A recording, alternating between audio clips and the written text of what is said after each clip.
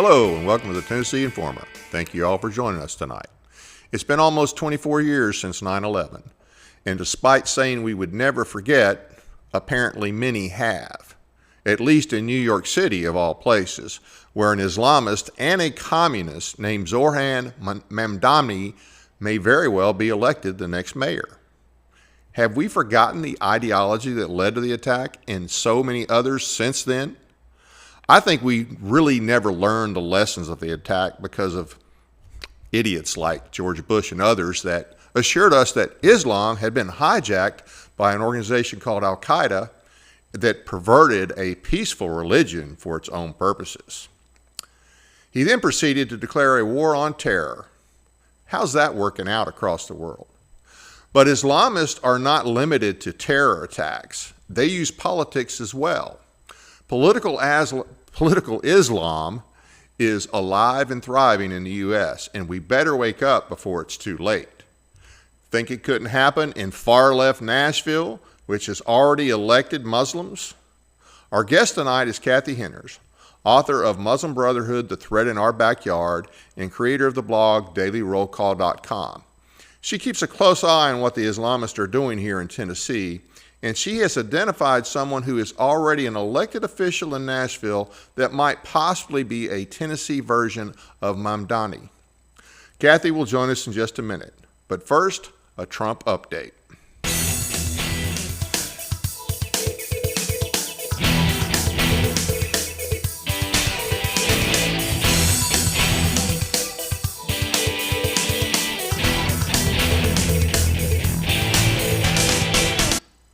One of the things in the big, beautiful bill, as Trump likes to call it, was a savings account for every newborn. And, you know, that sounds nice to a lot of people, although I don't know where you could ever find that in our Constitution. I don't think it's a good idea for our federal government to be setting up savings accounts for each child born. Granted, we waste money on things that are a lot worse than that, no doubt. But I still think it's overall a bad deal, especially when you consider that same bill, we're going to increase the debt ceiling by $5 trillion. So I know that there'll be a lot of parents that be happy to get that. Maybe it will spur them to save more and more money. But this is just another case of good intentions in government for things that a lot of people might like, but we really, really should not be doing. Now, let's talk a little bit about Israel and Hamas and what is going on over there. Going back to the opening comments about, I think, what we have forgotten, apparently people have also forgotten what Hamas is and the threat that Hamas is. And, you know, there's so many people out there that have this mindset that everything's a Jewish conspiracy. You know, everything. And they think that somehow we can trust what Hamas tells us. If Hamas says it's a genocide, well, it must be a genocide. If the UN says it's a genocide, well, it must be a genocide. Neither one of those. I mean, UN, I've always considered UN to be short for useless nations, because that's generally speaking what they consist of. So, you know, if you're one of those people out there that just thinks everything is a Jewish conspiracy, and look, I'm not saying they're a perfect country. Our country's not perfect. Do I completely trust their government? No, I don't completely trust our government either. But none of that makes Hamas our friend. None of that makes Hamas a good organization. So we just need to keep that in mind. Now, in response, you know, to some of the other countries who are now suggesting the two-state solution, which I think we kind of saw what the two-state solution would be on October 7th in 2023. Canada is saying that they're going to recognize a Palestinian state. I think Germany and France and others have suggested that, and then others in the UN. And to Trump's credit, he said that if Canada did that there would be no trade deal. So I think he's right on that. We have lost our collective minds in this country when it comes to organizations like Hamas. That doesn't make Israel perfect, but I'm going to tell you, they are They are, let me put it this way. Does anybody lose sleep at night? Does anybody worry at night about Jews sneaking over the border and killing us? No, but I guarantee you've thought about, Islamists might sneak. Oh, wait a minute. Islamists are probably already here because the border was open for all these years. And that's if you have any sense, that's who you're worried about. So I think this kind of dovetails with what we're going to talk about here in a little bit. So fortunately, Trump is kind of taking a good stand, a hard stand on that, and kudos for that. Let's welcome our guest, Cathy Hinners. Cathy, thanks for joining us tonight. Thanks for having me. It's good to be back. Yeah, good to have you. How are you doing? I'm doing pretty good. Trying to keep busy, and a lot of this stuff is doing just that. And, getting back in the groove, figuring out who's who, and that's why I'm glad to be back on. We got a lot to talk about. Oh, good. Well, we're going to get right to us. So tell us who this potential Mamdani is and why you think that person might be encouraged to run for mayor. Well, her name is Zulfat Swara. She's a Nigerian who currently is a council member at large for the Nashville Metro Council. And so I just feel that she's being groomed to do the next step. She likes politics. She's very active with different people up in Washington, D.C., and so she has the base of voters. And so I think that would probably be the natural progression for her. And so just so people, if they don't know who she is, she's involved with the American Muslim Advisory Council, which has been around since 2012. When they were doing the anti-Sharia bill, they formed AMAC to go against that. Well, there was others as well, but this was the main one. So, and that was back in 2012. She's been the chair of AMAC from 2012 to about 2019. And in 2021, she became their treasurer. She still has her hand in that. The American Muslim Advisory Council, which we've talked about in great detail, has its arm around a lot of Muslim Brotherhood organizations. So she fits into that perfectly. In 2018, the Islamic Society of North America, which is a Muslim Brotherhood group, recognized her as the Muslim Advocate of the Year. So, she's interesting because her hands are all over Muslim Brotherhood organizations. But also during her time as the chair of AMAC, they've accepted grants from the George Soros Proteus Fund, which I don't think anybody would be surprised at, because the Tennessee Immigrant and Refugee Rights Coalition, who is very close to AMAC, also has received, I think, a couple more grants than AMAC. And it wasn't a large sum of money, but, there again, you're taken from George Soros. Right. So she's the council member at large right now and is very well liked. And I'm not sure why. She's very charismatic. She claims to like the same things, American values and things, but she really doesn't. Right. But the problem right now, Dave, is that we have more Muslims throwing their names in the political ring. And so we wanted to start educating people on who these potential candidates are. Because we've got a lot of midterms coming up. We've got a lot of things in my county. Just about every seat's going to be available in my county.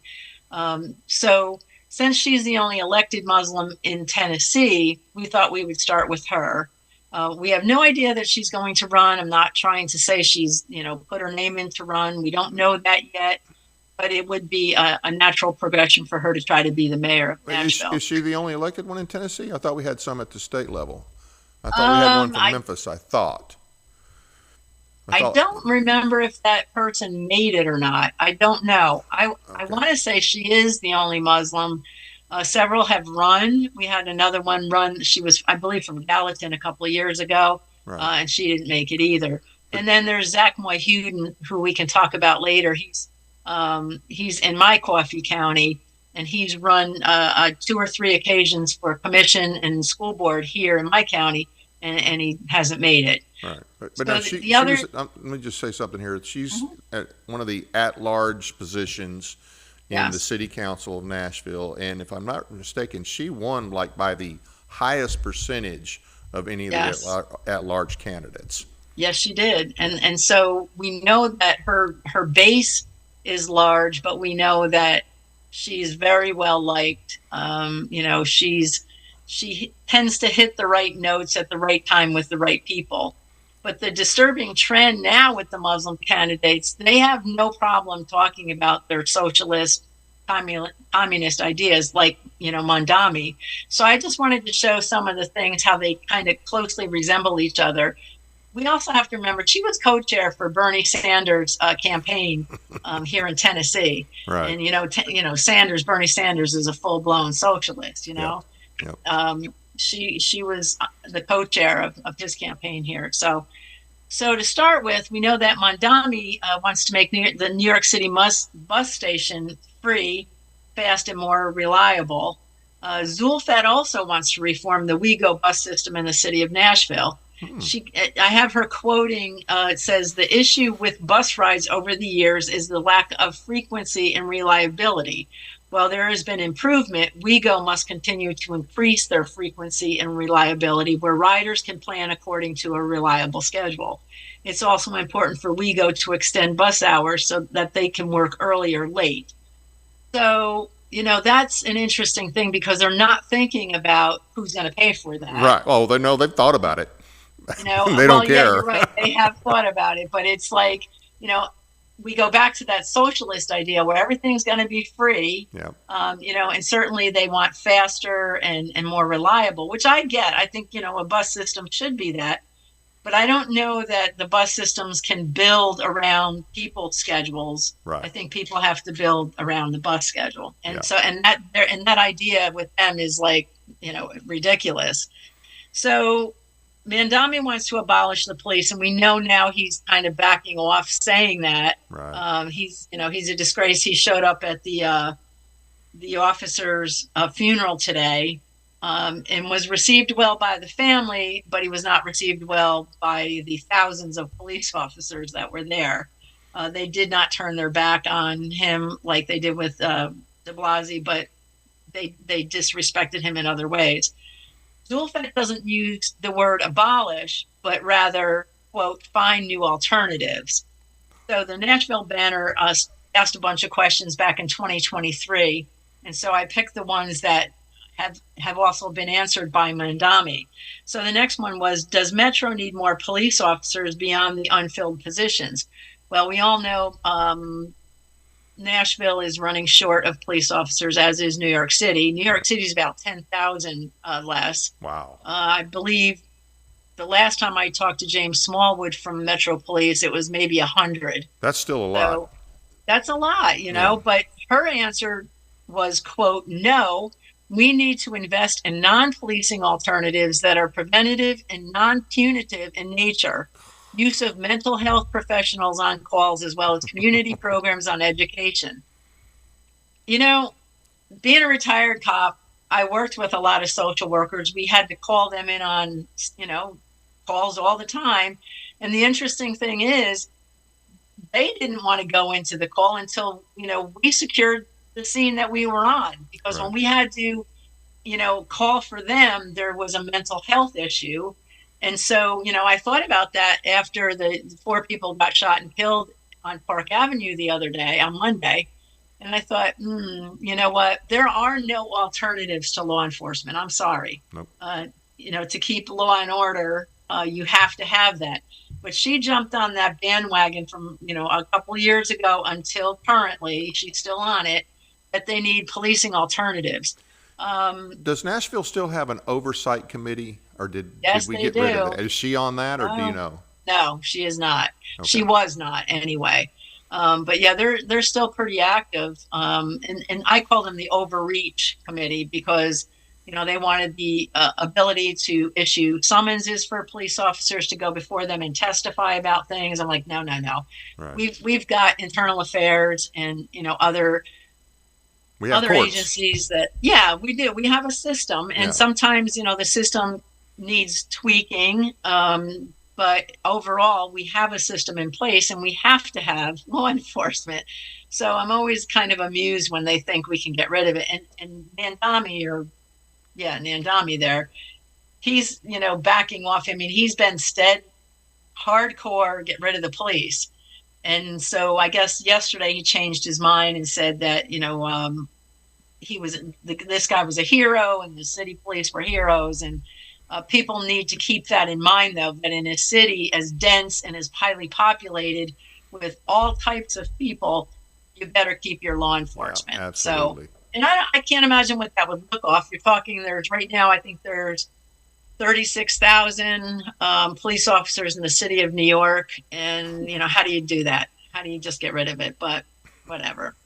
So then the next thing she wants to do, or Namdani wants to do, is triple the city's production of permanently affordable, union-built, rent-established homes, constructing about 200,000 new units over the next 10 years. Boy, does that sound great. She says the council's role is to increase funding and create a policy that helps the creation and retention of affordable housing. So, and then she goes on to say that she sponsored 3 different bills, one that would direct 50% of the future of Oracle property taxes, Oracle's a developer, right, subject to council approval, of course, to Barnes funds. Well, the Barnes Fund are grants for the preservation and creation of affordable housing, or affordable housing. So, there again, they're kind of running neck and neck on 3 out of these things so far, because they have the same mindset about everything. So basically they believe, that free government, everything is free, is that the answer to our problems in this country? You and I know, and I think that it's important that people start understanding that behind this is this hidden agenda, which is disguised as Islam, basically, because under Islamic control, and that's what it would end up being, right. There's no personalization, there's no exceptionalism. It's all about equity. And that's they might as well be running on equity. Equity is different, than equality. And I think equity is a lot scarier than equality, because it takes what you have. If you have too much, they take it to give to someone who doesn't. Right. And, our obvious culture is that we work hard for what we get and we move up in the world and make more money and buy nicer things. Whereas they just want what you have, so. Yeah. And communism and Islam, they are a good fit, unfortunately. I mean, they really are. It's all about total control. That's why they mesh so well. That's why you have what's called the Red-Green Alliance, and we'll get into that here in a few. Well, and I think that's what's so scary too, is that people that are comfortable with who they vote for, it isn't about doing research and maybe saying something that you don't like about someone. It's the easy way out. It's just, vote for somebody that the name, and they've been in business, they've been in the political arena for years. And so it's just easier to vote for them. So the other problem with Zulfat is that she's embraced the anti-Semite ideology. The picture you're seeing now is from the Tennessee Performing Arts Center. Oh my gosh. I think they honored 4 or 5 women one afternoon for their accomplishments in the city of Nashville. And for some reason, Ms. Zulfat thinks she's Queen Zulfat. This is not Photoshop. I was just getting ready to say. No, it's not Photoshop. So I think that's, she's Queen Zulfat. She does claim to be Nigerian royalty. She claims to come from the family of, Nigerian royalty. So I thought that was kind of interesting. But she does like to embrace the Islamists, the anti-Semites, the Jew haters, America haters, basically. Kevin, can we put those pictures back up that we had at the beginning? We had a picture of her with Linda Sarsour, Ilhan Omar. Yeah. Sure. Yep. Ilhan Omar. And then we know she's also good friends with Rashida Tlaib, another total America Jew hater. I mean, there is nothing about our country that she appreciates at all. Yep. And then there's her and Linda Sarsour. Linda Sarsour is a Palestinian supporter. She believes in the BDS movement. I mean, anything that's bad, she's been involved with. Yep.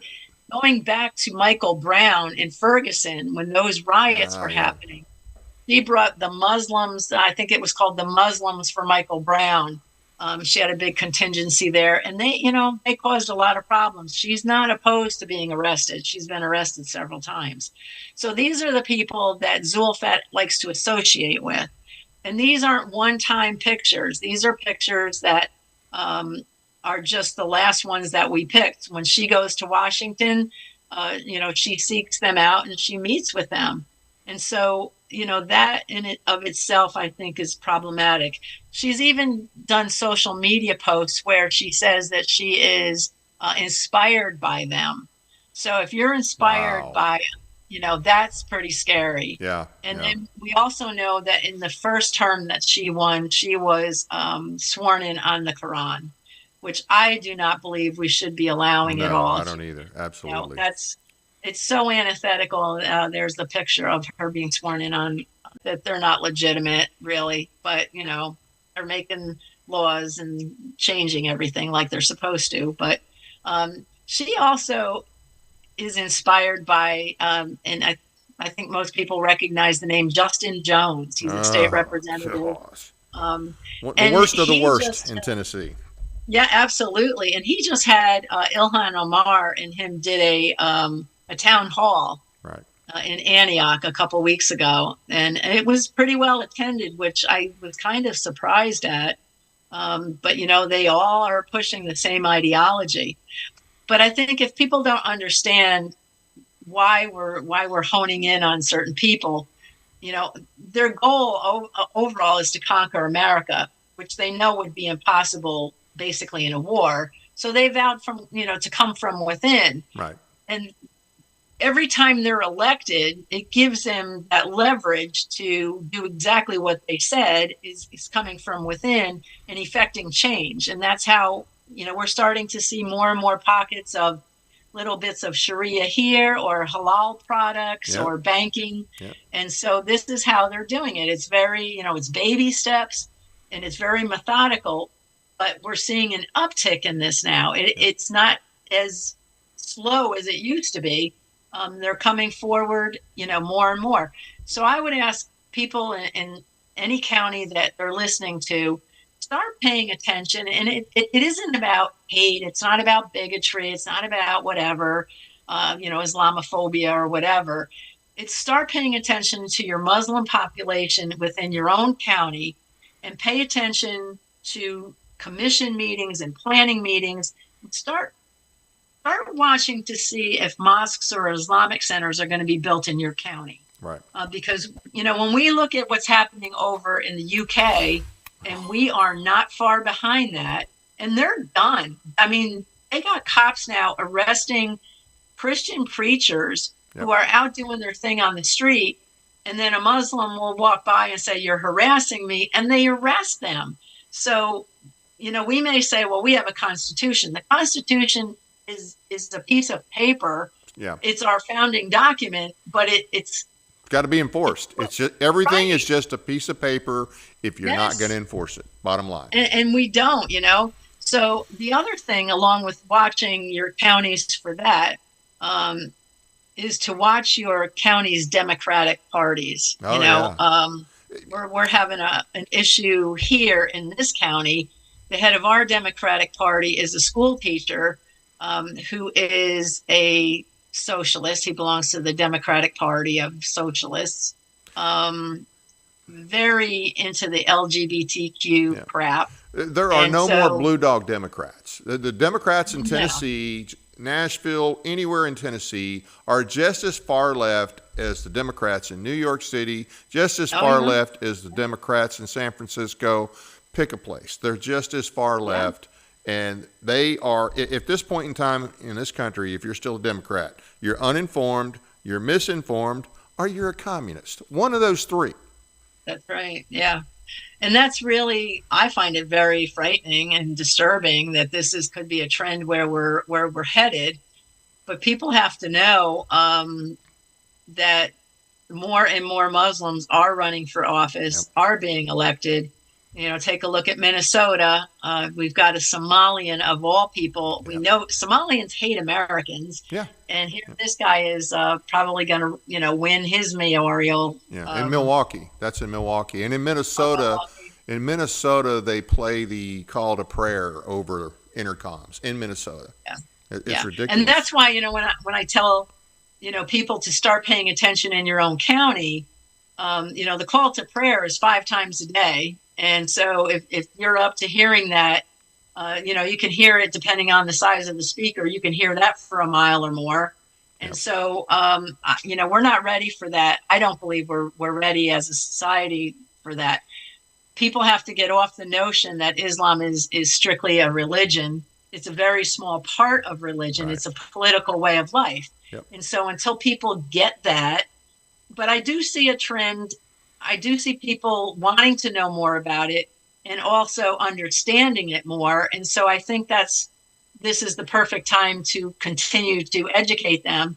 And, when I talked about our county, I'm in Coffee County. And so the Democratic committee is having some sort of event next Saturday.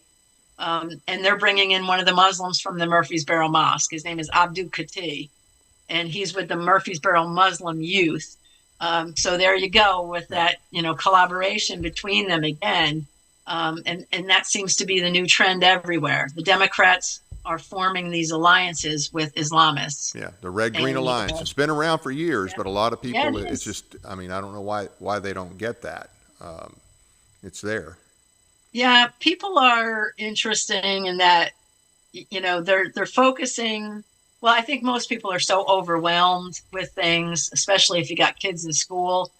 And so, they pick the wrong things to attach themselves to. And I've told people, pick something, that's happening in your own community, whether it's a county community or whatever, and focus on that. Expose those that are involved in that. We have Indivisible. Indivisible is not a good organization to be attached to. And there's more and more indivisible chapters opening up in more and more counties here in Tennessee. And the kind of the funny part is when they first started, it was all old people. It was like senior citizen, meetings.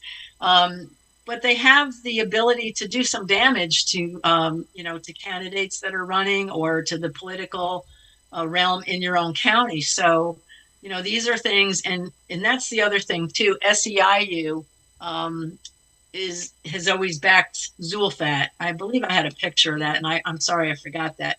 But SEIU, that union, is also backing, Mamdani. So SEIU is not a good thing. Either is the Tennessee Teachers Association. Not a good thing. Yeah. All the teachers unions are commie. They are. Yeah. If it's an actual teachers union that stems from the National Education Association, they're commie. Yeah. Bottom line. And so I think, more people that are involved in schools need to look at that, start paying attention to what your school boards are doing. Because, when they hold these meetings, like at 4:00 in the afternoon, most people don't get out of work till 4 or 5 or after. Yeah. The meetings are already over and the decisions have already been made. Right. And parents aren't part of that. And the one problem that we have here with the head of the Democratic Party, he's a teacher at our Coffee County High School. And somebody had told me, and I have not found that out, but somebody told me, a good resource, that he does fly the LGBT pride flag in his classroom.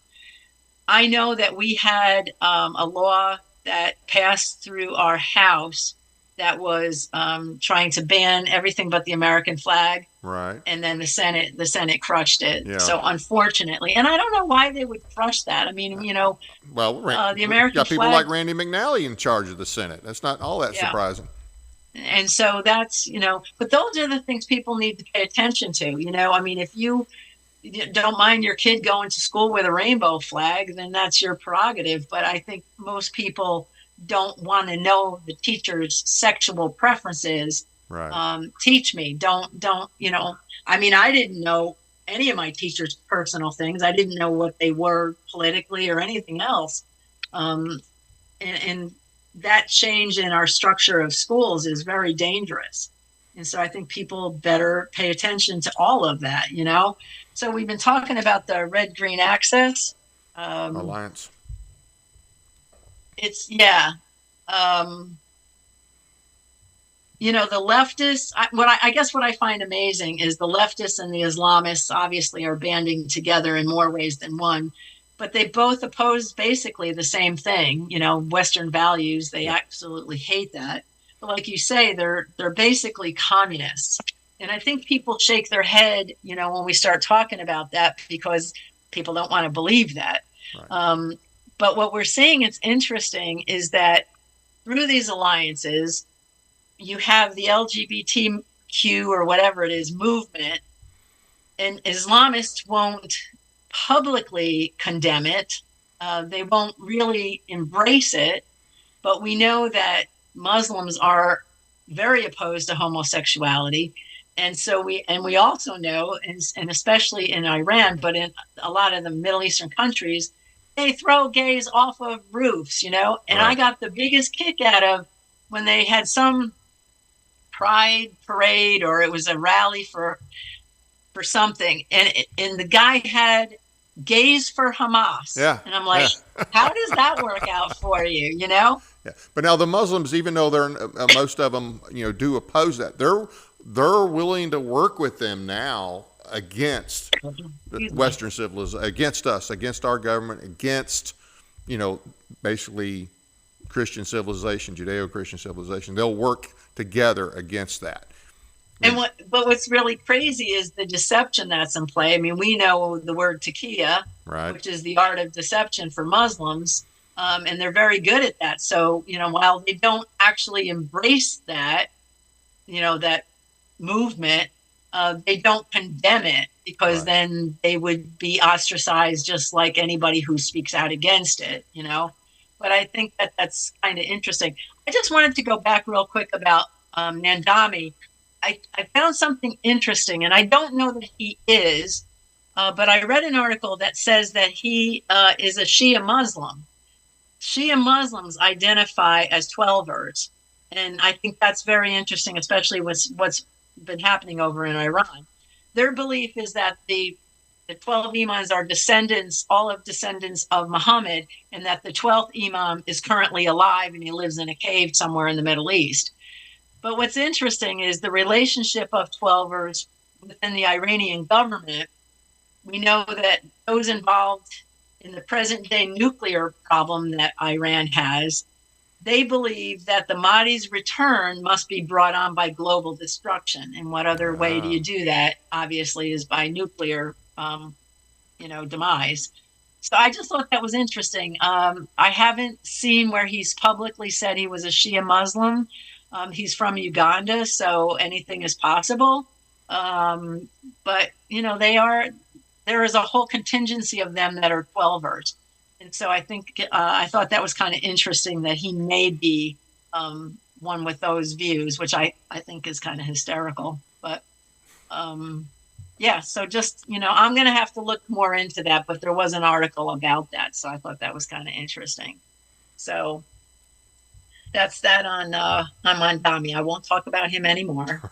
Right.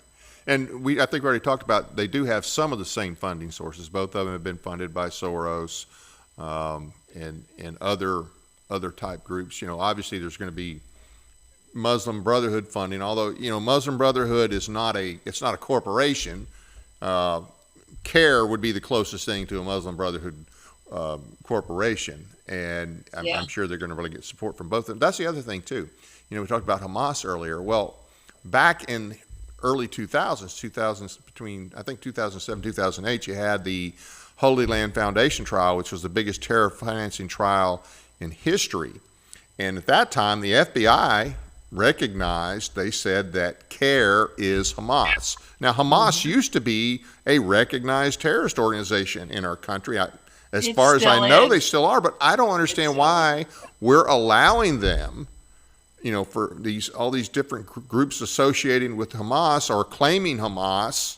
I don't know why they're allowed to be walking around. I mean, hey, you know what? If you're over here and you're pushing Hamas and you're not a citizen, you should be instantly deported. Absolutely instantly. Now, I did hear that Trump, I think, is reducing the number, or has put a ban on, people from certain Muslim countries. I think it ought to just be a total ban. I mean, if you're, Yeah, I do too. yeah, just I do if you're too. Muslim, don't come here. We don't need you. Yeah. No, and I think that it's something that he really needs to kind of expand. I think he tried that in his first term, Right. and that didn't go over well at all. But he's got a better grip on things, and I think while he still doesn't get the whole concept of Islam, and I think still a lot of his people within his cabinet don't get Right. the whole bottom line. But I think they are better. I think he has surrounded himself with more people that do understand it. But we're still, like you say, and Hamas still is that on the foreign terrorist organization list. They've been there for a while, and now they're blatantly flying Yeah. the flags of Hamas and Palestine, which there is no such thing as Palestine, but whatever. Right. But we've let them not just exist, we've led them to flourish. CARE has over 600 chapters now throughout the United States, and the head of CARE, Nihad Awad, is a self-proclaimed supporter of Hamas. We have him on video from years ago, saying that he was a supporter of Hamas. Well, he should have been locked up right then. But we seem to let these organizations thrive. And when you look at the Muslim Brotherhood manifesto, we call it, it's the memorandum. Right. When we look at that, they list all their organizations in the back of this manifesto. Yep. And there are several that are doing extremely well. And the very first one is the Islamic Center of North America, who Zulfat Sawara received an award from. Right. So they're not hiding these things anymore. They're out in the open, and they're proud of it. And they have these huge conferences, usually in Chicago, or they're usually there's a couple coming up. The Islamic Society of North America, the Islamic Circle of North America, ICNA. They all have these huge political rallies and conferences, and they attract thousands and thousands of Muslims. Right. And in those, when you hear the different speeches, we had a woman back when the Black Lives Matter movement was going strong. Her quote was something to the effect of, if we can have a revolution across, the Middle East, why can't we have that revolution here in America? And wow. So, that's really very telling. We have ballots. Yeah, and let's remind everybody, he lived in Memphis for years. He's now down in Texas, in that big community down in Texas, an Islamic community that's what he's heading up, and I think that's happening in other places as well. Yeah. Well, and he is trying it on a smaller scale in Memphis, but that was one of the reasons why I came out, with asking people to start paying attention in their counties, because I think Tennessee is ripe for those type developments, as far as the way that they're accepted here, and have the whole, living homes, and then, surrounded by a mosque or Islamic center. They'd have the madrasa for the kids, right. But when you look, we have that as Americans, we have those type developments. So I'm not surprised if they wouldn't try it in here, because Yasser Qadi is from Tennessee, and he has close relationships to those in Nashville. So why wouldn't he want to build something like that here or try it? It is, facing a lot of resentment and a lot of backlash down in Texas, and they had stopped it for a little bit, but the mosque was still there. And what people don't understand is that mosques and Islamic centers back in Muhammad's day were places for military operations. Yeah, they're military headquarters. I mean, they're the headquarters of everything. And as you said, it's not just a religion. We don't care if they want to pray to him 5 times a day. We just don't want to hear it. We don't want our roads blocked. We don't want everything shut down. Okay, who they pray to, we don't care about. And it's just like I think we'll have a slide here in a little bit. So much of their doctrine is not about how they should live, but about how people who are not Muslim have to adopt to them, have to cater to them, and what they intend to force on us in that explanatory memorandum that you mentioned by the Muslim Brotherhood, it lays out their plan. It says in black and white what they want to do, that they're not here to be just another religion, and that they will use our systems against us. They'll use our own, what was it they call, our own wretched hand or something like that, to destroy us from within. And we have all these idiot governors, mayors, legislators who think, oh, it's just a different religion. They got a First Amendment. Yeah, okay, they got a First Amendment right to believe what they want to believe. But if you read their doctrine, you'll see it's incompatible with our Constitution. It's incompatible with civilization. Why does everybody think that the Middle East is a hellhole? It's because of Islam and tribalism. Yeah, that's right. And, there's so many problems in different cities or countries right now. And this is the other thing, about Zulfat. She's Nigerian, and Christians are being slaughtered in her country. And I read today, I think it was in the Congo, where ISIS went into a church. They've killed over 40 people so far. Yep. So what they do is they torture them in the churches, then they lock them in these buildings, and then they set them on fire. Yep. And so, there's never any talk about that. It's always, if a Muslim gets a stubbed toe, it's like somebody else's fault, and you're Islamophobe. But yet we have Christians all over the world still being slaughtered by Muslims, and there's no outcry at all. There's nothing to say we're sorry, nothing. Right. But it is a very dangerous, and I think the most comical thing is, they pray to Allah 5 times a day, and he's dead. If you're a Christian, you at least know your God is living. My God's alive. Right. And, there's that hope that he does things. But what do you do when you kind of pray to a dead God? What do you expect from that? So maybe that's half their problem. I'm not sure. But and then of course their prophet was a pedophile. He married a 6-year-old. That's it. If you told anybody else that religion X was founded by a murdering, raping pedophile, they would say, well, I don't want anything to do with that. Yeah. But that's what Islam was founded by. So what good can come from that? That just doesn't make any sense to me why he has any supporters. With the money and the connections and how well she is liked in Nashville, and the fact that she won her position pretty handily, as far as an at-large seat. Do you really think that she's got and we're not saying, she has not announced, okay. But keep another thing in mind. In the mayor's race, there's a lot of times, there's several different people running, so you don't necessarily have to win a huge percentage. But right. You think she could possibly pull it off?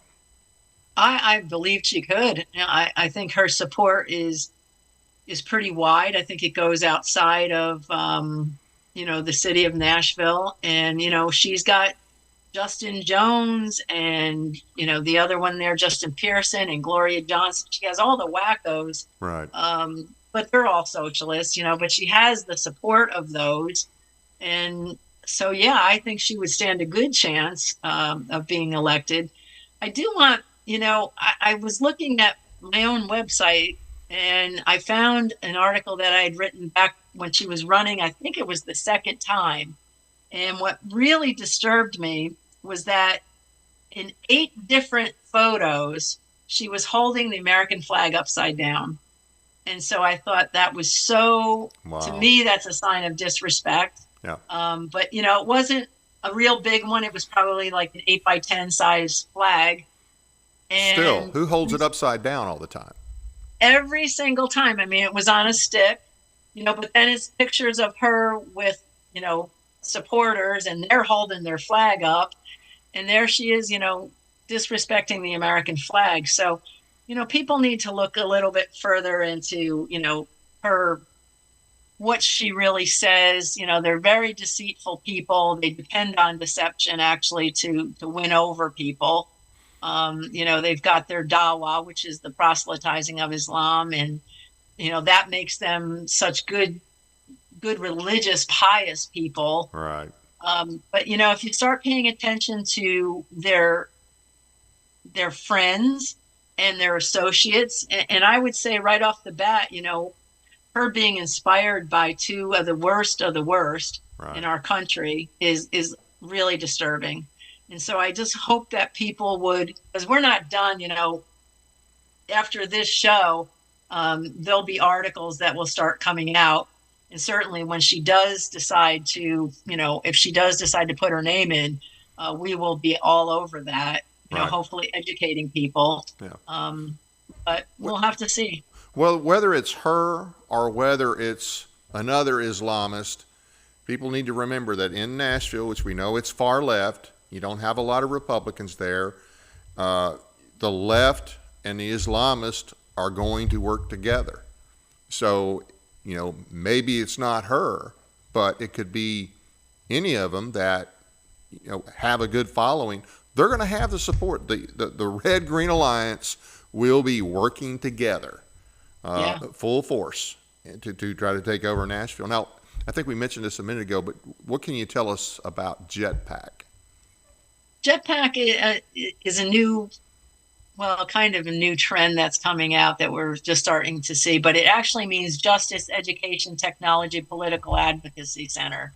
They're building a strong political infrastructure to increase the community's influence and engagement. That's what their mission is. They do say that they will take their quote is, "We will take our place at the table across all levels of government." And they are doing exactly that. They're on the lowest forms of government in counties.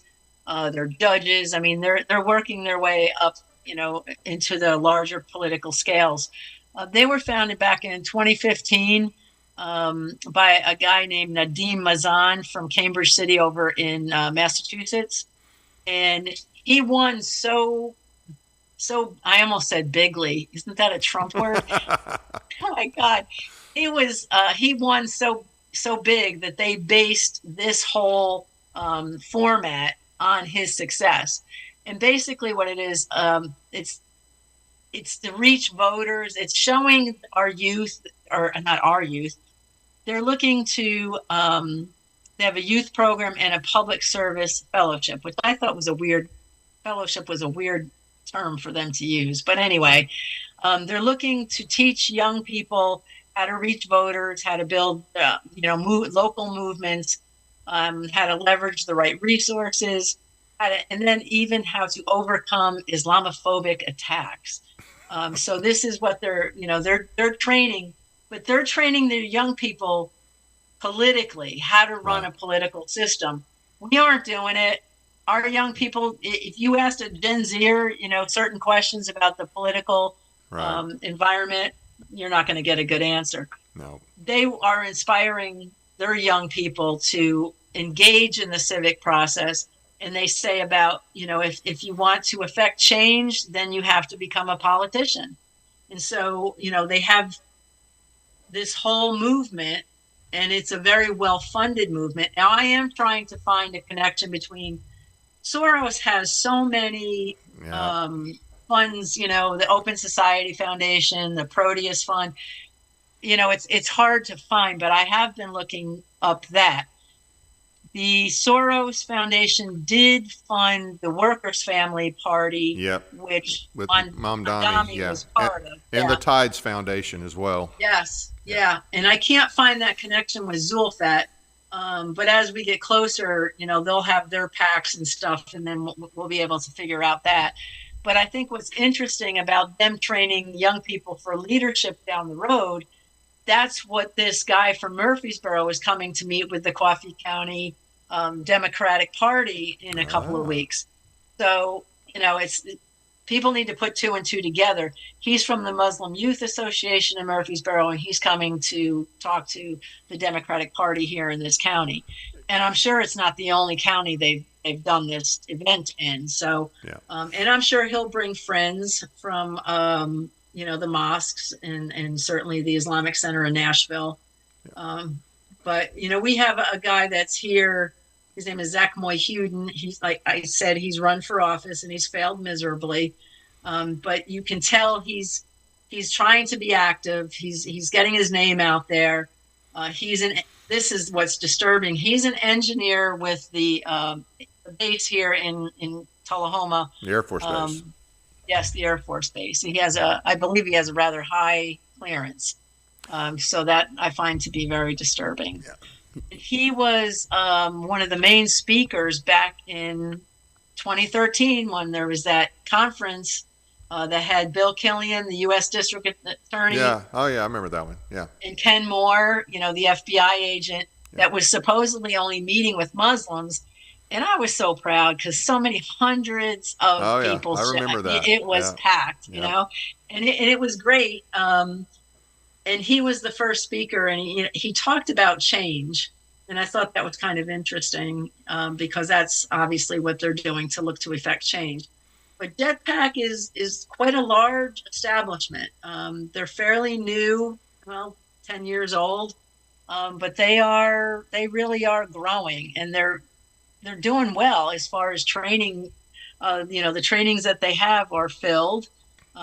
Anybody can register for them online. I've thought about it, but I know they won't let me in. But it's interesting because they're now showing people how to do what's right for their political progression. Right. And I think that's scary because there again, back to the manifesto, they will come from within. Yeah. And what better way to do it than be a politician who has the means to affect change. Yeah. And think about it, like Minnesota, Milwaukee, they got a Somali running for mayor. Minnesota, I think it's Minneapolis, they play the call to prayer. Since 9/11, the population of Muslims has increased. The number of mosques, the number of elected officials, number running for, it's all increased. Yeah. It's only gotten worse. And after all this time and after all that time in Iraq and Afghanistan, nobody in our government seems to recognize the threat. And, I don't think our local law enforcement or law enforcement at any level really has a clue. I mean, think about it. At the first of the year, we had the attack in New Orleans. Haven't heard anything else about it. Haven't heard anything else about it. In Dover, we have a compound that's known as Muslims of America in Stewart County, and actually known as Jamaat al-Fukr, or they're linked to Jamaat. Now, in the early 2000s, the FBI was watching that compound, supposedly. That was one of 35 across the country. Yeah. And I don't know how many there are now. But you don't hear about these things anymore. And they just seem to be growing. And I have zero confidence that our government has a clue, especially at the state level. The state level has been pathetic about this. They're just pathetic. But that's another concern is our population, the native population of our country. We're not even having enough children for replacement. Okay, we're not even producing enough kids to replace the current generation. I don't know. I meant to look this up earlier, but generally speaking, Muslims have large families. Yeah. Okay. And so, are they going to take over America in 10 years? No. But you know what? We've already lost Dearborn. We've got them in, they've already got footholds in a lot of places. Yeah. And so it's scary. And it's scary because people are so stupid about it.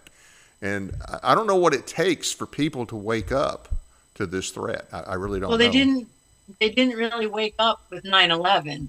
There was always those people that, felt Muslims were the victim, which we know they're excellent at being victims. Right. And so they still go back to that. And they talk about how Islamophobia has increased 600%.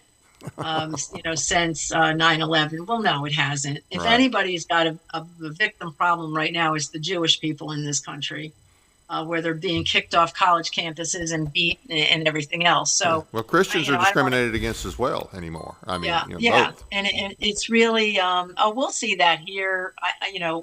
Probably fairly soon, within a few years, I'm sure. It's happening. I think people just need to look at the UK and see where they're at.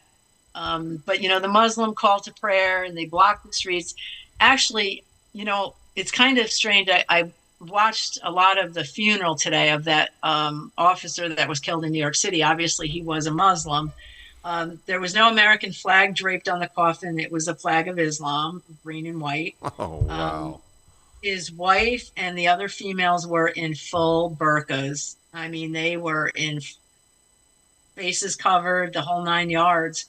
And they prayed. They shut down the Bronx, and there were thousands of them praying in the streets. And even though they were attending a funeral, they were there to that's their propaganda. Yep. That's to show that this is who we are. Right. They still do have the Muslim Day Parade every year in September in New York City, in Manhattan.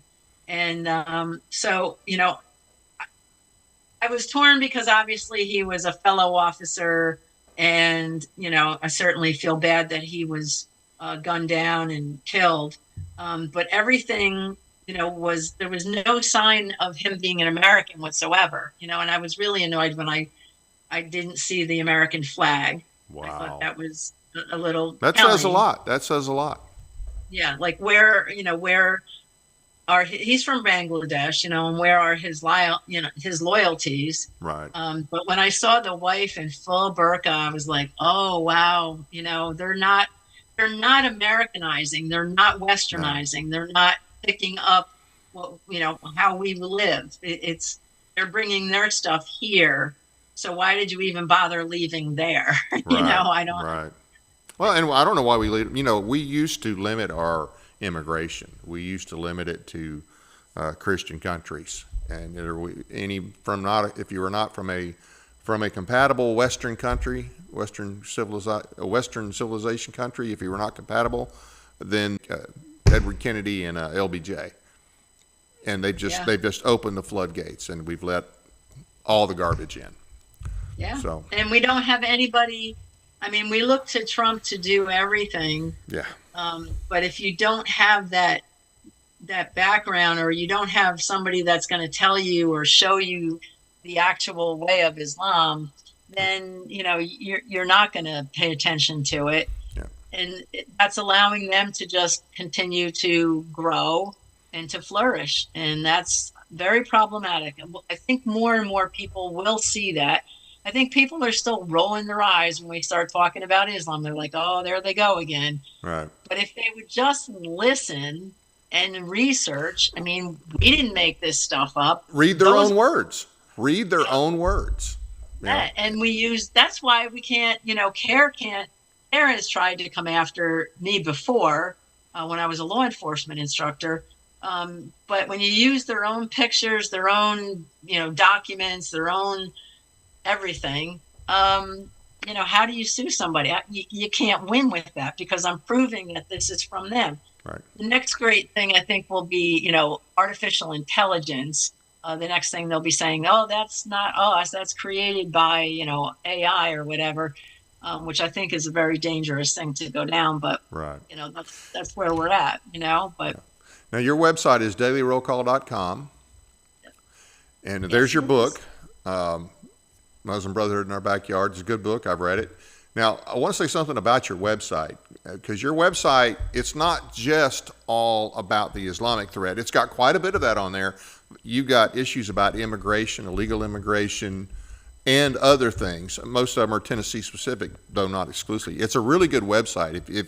If you're out there and you've never been to the Daily Roll Call website, you need to look. There's a lot of good information, not just on the Islamist threat, but illegal immigration and other issues.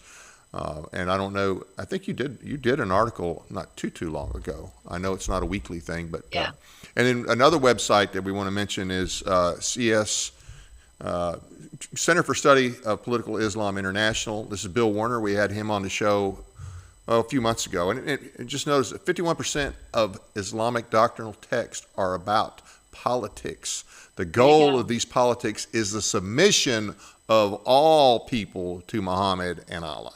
Okay? It's not a, hey, would you like to join us religion.